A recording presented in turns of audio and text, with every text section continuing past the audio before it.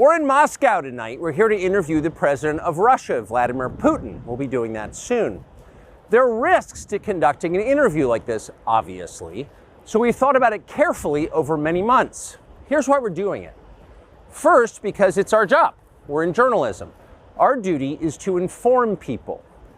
2 years into a war that's reshaping the entire world, most Americans are not informed. They have no real idea what's happening in this region, here in Russia or 600 miles away in Ukraine. But they should know. They're paying for much of it in ways they might not fully yet perceive. The war in Ukraine is a human disaster. It's left hundreds of thousands of people dead, an entire generation of young Ukrainians, and it's depopulated the largest country in Europe. But the long-term effects are even more profound. This war has utterly reshaped the global military and trade alliances, and the sanctions that followed have as well. And in total, they have upended the world economy.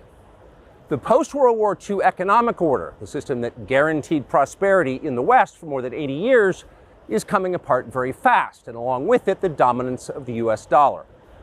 These are not small changes. They are history-altering developments. They will define the lives of our grandchildren.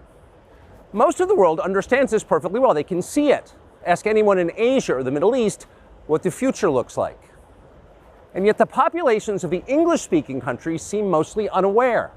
They think that as nothing has really changed. And they think that because no one has told them the truth. Their media outlets are corrupt. They lie to their readers and viewers. And they do that mostly by omission. For example, since the day the war in Ukraine began, American media outlets have spoken to scores of people from Ukraine, and they have done scores of interviews with Ukrainian President Zelensky. We ourselves have put in a request for an interview with Zelensky, and we hope he accepts. But the interviews he's already done in the United States are not traditional interviews. They are fawning pep sessions specifically designed to amplify Zelensky's demand that the U.S. enter more deeply into a war in Eastern Europe and pay for it. That is not journalism. It is government propaganda. Propaganda of the ugliest kind, the kind that kills people. At the same time, our politicians and media outlets have been doing this, promoting a foreign leader like he's a new consumer brand. Not a single Western journalist has bothered to interview the president of the other country involved in this conflict, Vladimir Putin. Most Americans have no idea why Putin invaded Ukraine or what his goals are now. They've never heard his voice. That's wrong. Americans have a right to know all they can about a war they're implicated in, and we have the right to tell them about it because we are Americans too. Freedom of speech is our birthright. We were born with the right to say what we believe.